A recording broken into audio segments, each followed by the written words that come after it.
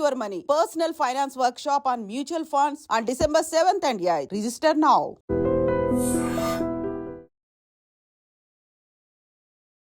Hi hello namaste welcome back to iDream media. ఈరోజు మనతో ఉన్నారు high court advocate, immigration consultant and EB five visa expert అయిన మన ఫేవరెట్ ఆదిత్య మల్లెల గారు. సార్తో మాట్లాడదాం. Hi sir. హలో అండి. సార్, రైట్ నౌ అమెరికా వెళ్ళడం చాలా కష్టతరంగా మారింది. ట్రంప్ తీసుకున్న డెసిషన్ దానికి కారణం. అందుకే ఇల్లీగల్ ఇమిగ్రేషన్ అనేది చాలా పెరగబోతుంది అని చెప్పేసి స్టేట్మెంట్స్ వస్తూ ఉన్నాయి. And in case illegal immigrants వాటిపై మీ అప్డేట్ ఏంటి? వాళ్ళ వెళ్ళే తీసుకునే డెసిషన్పై దాన్ని మీరు ఏ విధంగా ఇది కరెక్ట్ కాదు, దానికి ఏం సజెషన్స్ ఇస్తారు మీరు? సో ఇప్పుడు చాలా హాట్ గోయింగ్ టాపిక్ ఏదైతే ఉందో అది ఇల్లీగల్ ఇమిగ్రేషన్. సో అందరూ భయపడుతుంది ఏంటి అంటే ట్రంప్ పవర్లోకి వచ్చారు కాబట్టి. అసలు పవర్లోకి ఎందుకు వచ్చారని మాట్లాడుకుంటే ఇల్లీగల్ ఇమిగ్రేషన్ అనేది కూడా మేజర్ సబ్జెక్ట్. అసలు ఆయన పవర్లోకి రావడానికి చాలామంది ఓటింగ్ ప్యాటర్న్ చూసుకుంటే ఎకనామిక్స్ బిల్డింగ్ ఆఫ్ ఎకనామికల్గా స్ట్రాంగ్ చేయటం ఒక ఆస్పెక్ట్, ఫారెన్ రిలేషన్స్ ఒక ఆస్పెక్ట్, అలానే ఇమిగ్రేషన్ అనేది మేజర్ ఆస్పెక్ట్, దాంట్లో ఇల్లీగల్ ఇమిగ్రేషన్. సో ట్రంప్ వస్తం వల్ల ఏంటంటే ఇల్లీగల్ ఇమిగ్రెంట్స్ ఎవరైతే ఉన్నారో వాళ్ళందరూ ఎరాడికేట్ చేసి దాన్ని తగ్గిస్తారు అనేది అందరూ ఎక్స్పెక్ట్ చేస్తుంది అనమాట. సో అందరూ ఏంటంటే ప్యానిక్ అవుతున్నారు. ఎవరైతే లీగల్గా యుఎస్ మైగ్రేట్ అవుతున్నారో వాళ్ళు భయపడాల్సిన అవసరం లేదు. మనకి ఈ యుఎస్ వెళ్ళే వాళ్ళందరికీ వీసా ఛాలెంజెస్, అలానే గ్రీన్ కార్డ్ రావటం అనేది పెద్ద ఛాలెంజ్గా మారిపోయి చాలా ఇబ్బందులు పడుతున్నారు కదా, స్ట్రగుల్స్. ఈబీ5 వీసా అనేది ఒక ఆల్టర్నేటివ్ కూడా ఉంది. సో ఈబీ5 వీసాని ఆప్ట్ చేసుకుంటే అడ్వాంటేజ్ ఏంటంటే గ్రీన్ కార్డ్ చాలా ఫాస్ట్గా వస్తుంది. అలాగే మోర్ ప్రివిలేజ్డ్ అండ్ ప్రయారిటైజ్డ్గా ఉండటం వల్ల, ఎందుకంటే మనం డబ్బులు ఇన్వెస్ట్ చేస్తున్నాం కాబట్టి దాన్ని బేస్ చేసుకొని మనకి ఈబీ5 వీసా అనేది ఇస్తున్నారు. గ్రీన్ కార్డ్ ఫాస్ట్గా వస్తుంది మనకి, మన ఫ్యామిలీకి.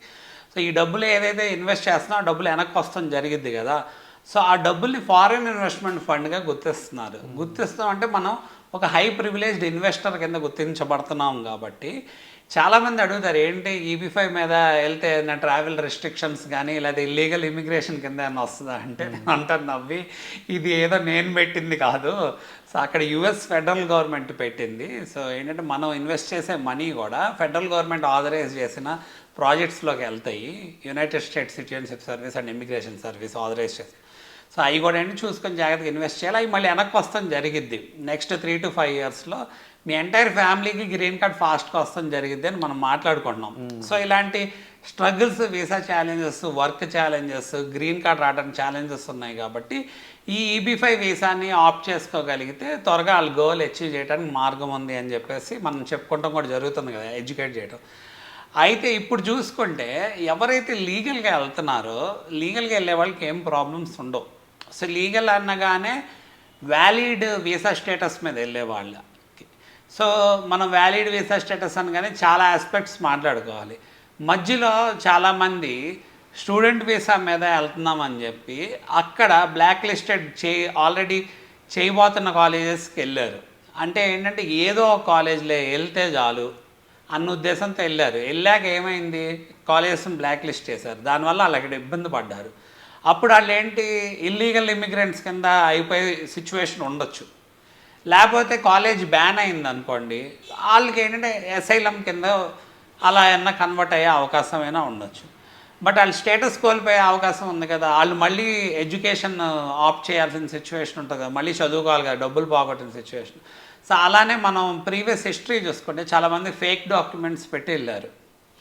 ఎందుకు అంటే అప్పుడు అందరూ ఇలాంటి మెథడ్స్ ఎందుకు ఆప్ట్ చేశారంటే ఏదో ఒక యూనివర్సిటీకి వెళ్ళిపోతే ఎవరో ఒకళ్ళు మన చుట్టాలు ఎవరో ఒకళ్ళు అక్కడ ఉన్నారు, వాళ్ళు హెల్ప్ చేస్తారు, ఎలాగలాగా సెటిల్ అయిపోవచ్చు అనుకున్నారు. బట్ ఇప్పుడు ఆ పరిస్థితులు అయితే లేవు.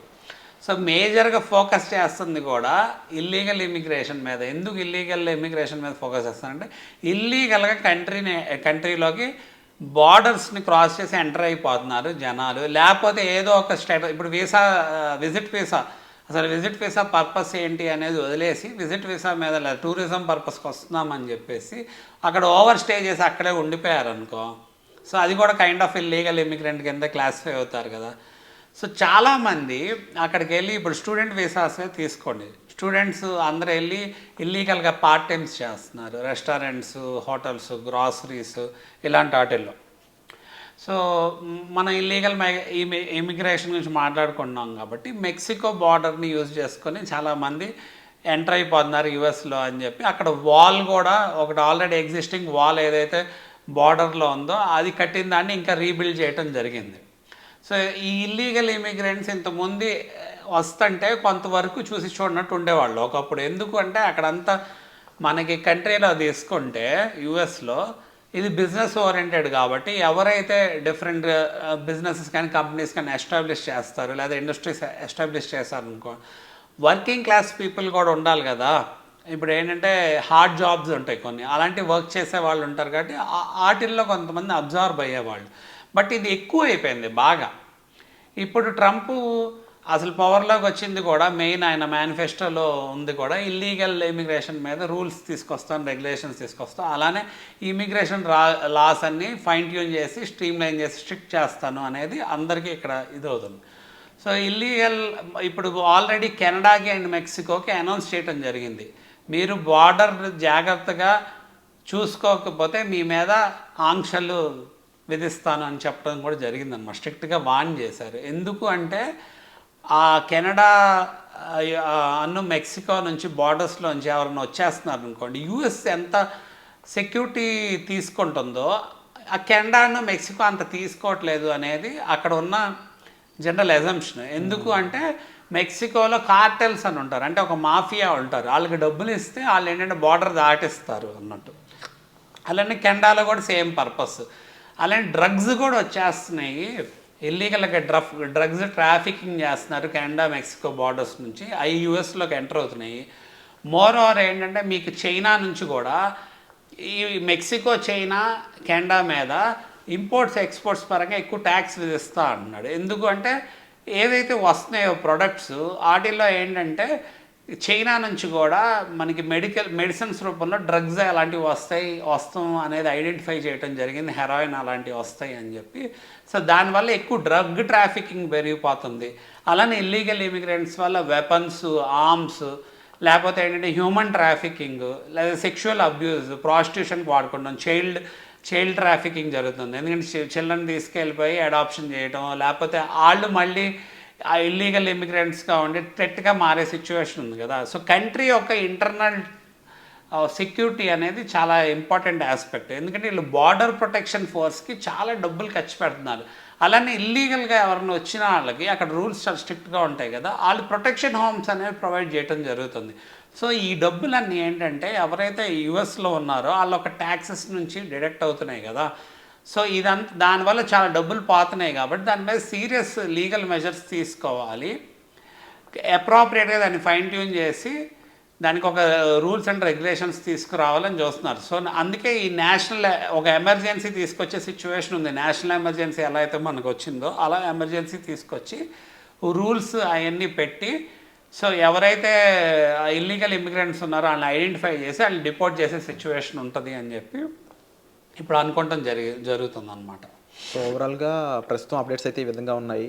అండ్ డెఫినెట్లీ EB5 అనేది అల్టిమేట్ అనేది అర్థమవుతుంది సార్ ప్రతి సిచ్యువేషన్లో కూడా. ఎక్కడ కూడా దేనికైనా అడ్డు ఉంటుందేమో కానీ EB5కి మాత్రం ఒక క్లియర్ కట్ ఒక విజన్ అయితే క్లియర్గా కనిపిస్తూ ఉంది. ఎందుకంటే వాళ్ళకి మనం ఒక ఇన్వెస్టర్గా వెళ్ళినప్పుడు మనకు రెస్పెక్ట్ దొరుకుతుంది, అట్ ది సేమ్ టైం మనం అనుకున్న పర్పస్ ఫుల్ఫిల్ అవుతుంది. సో మీరు ప్రాపర్ సిటిజన్షిప్ 100% నాకు అమెరికన్ సిటిజన్షిప్ కావాలి, అక్కడ నేను సెటిల్ అవ్వాలనుకుంటున్నాను మైండ్ సెట్ ఎవరున్నా సరే, బిజినెస్ ఓనర్స్ అయి ఉండొచ్చు, హై సాలరీ ఎంప్లాయీస్ అయి ఉండొచ్చు, ఈవెన్ స్టూడెంట్కి అయినా సరే అక్కడ EB5తో వెళ్ళే పాసిబిలిటీస్ మీకు ఉన్నట్లయితే వెంటనే డిస్ప్లే అవుతున్న నెంబర్స్ కాల్ చేయడం ద్వారా 100% ఆదిత్య గారి హెల్ప్ అనేది మీకు ప్రొవైడ్ చేయడం జరుగుతుంది.